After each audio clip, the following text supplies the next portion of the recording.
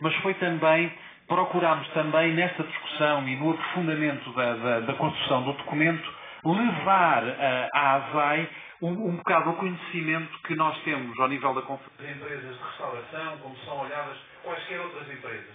Há uma dinâmica diferente, há uma realidade diferente e, portanto, achámos que do ponto de vista do trabalho que estávamos a fazer, além da construção de um documento que tivesse, enfim, sistematizado tudo aquilo que os dirigentes precisam de saber para poder cumprir a lei, e isso é uma coisa que ficou, enfim, assente nos vários plenários, foi os dirigentes ativos querem cumprir a lei. Não está aqui de procurar com a ASAI levar um bocado esta uma coletividade. As coletividades nas zonas rurais são completamente... Porque isto é extremamente importante e é enriquecedor do ponto de vista da intervenção das duas no documento.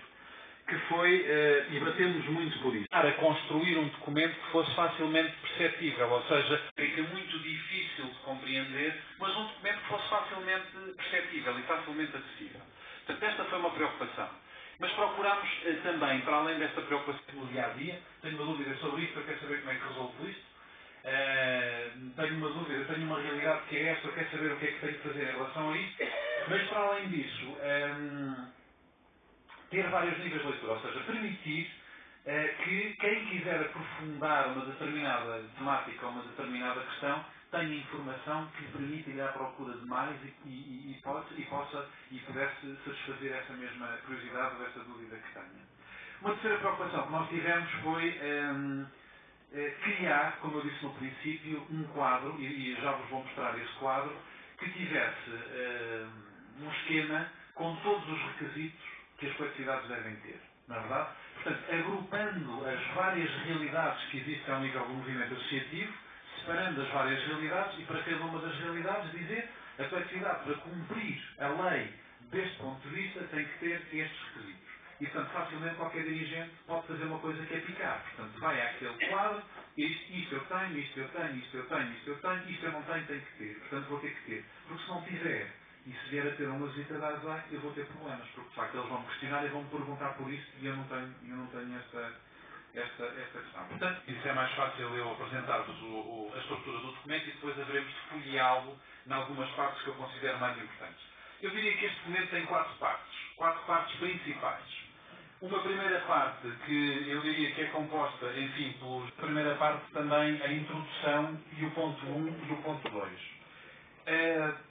Esta primeira parte é uma parte introdutória, é uma parte explicativa, é uma parte que enquadra e explica como é que surgiu o projeto, para que é que surgiu, como é que está estruturado o guia, como é que pode ser utilizado. Portanto, é claramente uma primeira parte, uma parte introdutória daquilo que é o documento. Cenários que foram realizados, foram identificadas um conjunto de questões que nós, naturalmente, alinhar toda a legislação aplicável. É evidente que a maior parte dos direitos associativos não vai imprimir, não vai à procura das leis todas e não vai estudar as leis todas, mas pode haver alguém que, de facto, tenha necessidade de aprofundar um pouco mais uma questão ou outra e, portanto, está ali toda a informação que lhe permite rapidamente a atividade regular, tem a festa anual, tem uma festa de outono, tem um conjunto de eventos esporádicos que fazem muitas vezes fora da sede da própria coletividade, um terreno ao lado e por aí fora. Portanto, uma questão que se colocou foi claramente esta. Em relação a esse tipo de eventos, é preciso algum licenciamento especial, é preciso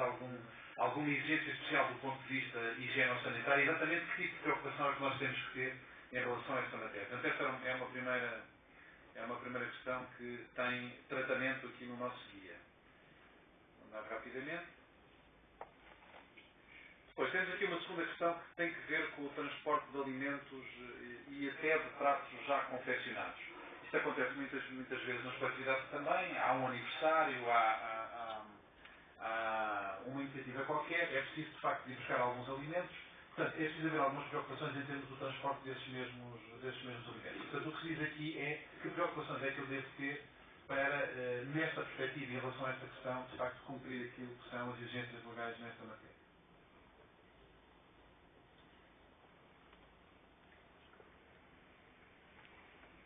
Depois, uma terceira questão sobre a recepção dos alimentos doados, que preocupações é que eu devo ter em relação a esta matéria também, está relacionada com a questão anterior. O que são pré-requisitos, não é? Nós olhamos para isto, para esta questão, é uma questão que para nós não nos diz grande coisa, isto é um palavrão técnico e de facto achamos que era importante haver aqui uma primeira explicação para que as pessoas se habituem a este tipo de questões. Não há muitas, mas há algumas questões que vão surgindo e, portanto, perceber, ter um contacto com os conceitos. Depois, uma quinta questão que tem a ver com a própria ASAI, ou seja, a questão aqui é muito, qual é o papel da ASAI, o que é que a ASAI faz? Há muitas dúvidas sobre isto e nos seminários que foram feitos surgiram, de facto, uma série de questões. Se a ASAI pune, se não pune, se fiscaliza, se faz auditorias, se a coletividade tiver dúvidas, pode chamar a ASAI para a ASAI ir lá fazer uma auditoria para ver se está tudo bem ou não. Surgiram uma série de questões e, portanto, entendeu-se que se devia, relativamente a esta matéria, também dizer alguma coisa e explicar um bocado qual é o papel da ASAI. Uma questão importante, todos nós temos isso presente na nossa vida em casa, não é? Mas ao nível da coletividade é importante sublinhá-lo, que tem a ver com o prazo de validade dos produtos que existem na coletividade.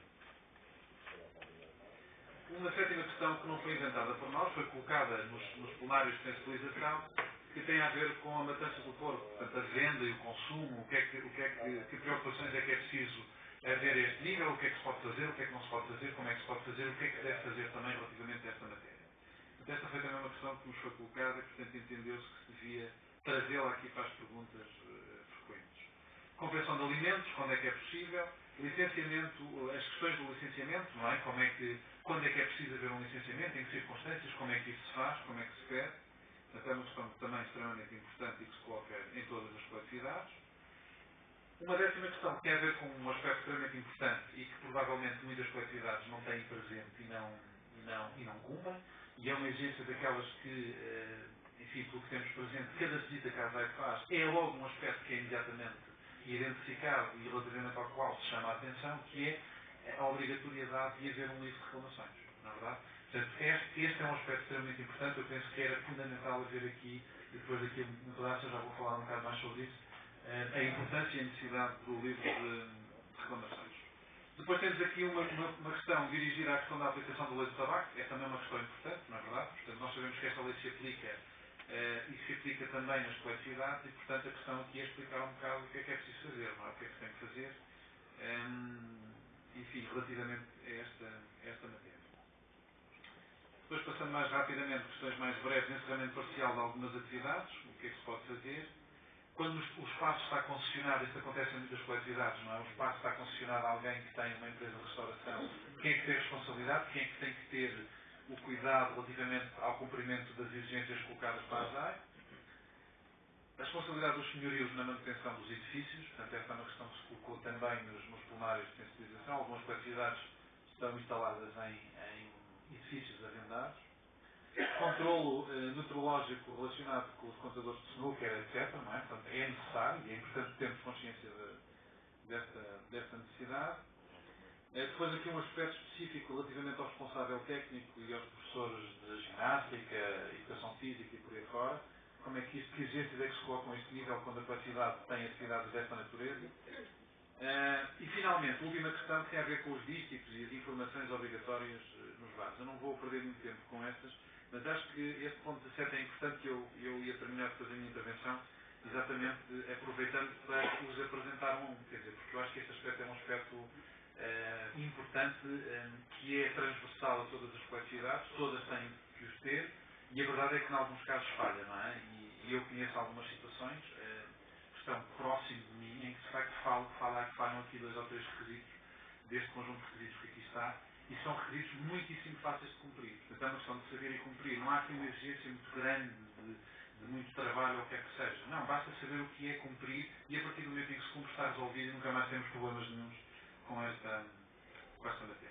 Bom, este era o ponto 3 das perguntas frequentes. Já percorrendo as 17 perguntas frequentes, só para ter uma ideia, depois naturalmente vão ter a oportunidade de as ver uma a uma. E eu agora ia passar para o último ponto, que é o ponto que eu considero de facto mais inovador e mais relevante do documento, que tem a ver com as fichas de verificação. Bom, e aquilo que nós decidimos foi, ou aquilo que nós verificámos, foi que havia interesse ou havia vantagem em separarmos aqui 2 realidades que são completamente diferentes.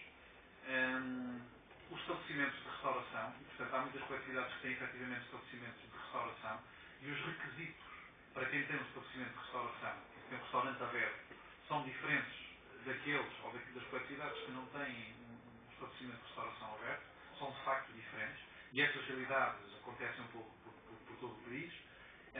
E, portanto, separar claramente esta situação, que é uma situação mais exigente em termos dos requisitos específicos. Normalmente isto exige uma intervenção profissional e, portanto, há pessoas que vão acompanhando esta realidade e têm conhecimentos mais especializados nesta matéria. E depois, eu diria, uma segunda realidade, que é a realidade dos estabelecimentos de bebidas, que eu acho que é transversal a quase todas as coletividades do país. Portanto, quase todas as coletividades têm, para além de terem instalações e terem uma sede, a esmagadora maioria terá, têm também enfim, um estabelecimento de bebidas, em que são servidas bebidas, em que há naturalmente uns aperitivos e algumas coisas, portanto, um estabelecimento que não é de restauração, mas que é de bebidas. Os requisitos aqui não são tão exigentes, como é evidente, não é? Mas há um conjunto de exigentes, um conjunto de requisitos que são fundamentais e que são exigidos e que era fundamental que os dirigentes tivessem presentes. E, portanto, daí ter-se construído uma grelha que tem esses requisitos todos. Grelha essa que eu vou passar a mostrar. Nós começamos aqui com a grelha, a ficha de verificação para os estabelecimentos de restauração, que eu não vou ver detalhadamente porque, enfim, vocês depois poderão ver em casa e porque não é a situação maioritária no movimento associativo. Há requisitos específicos relativamente aos estabelecimentos de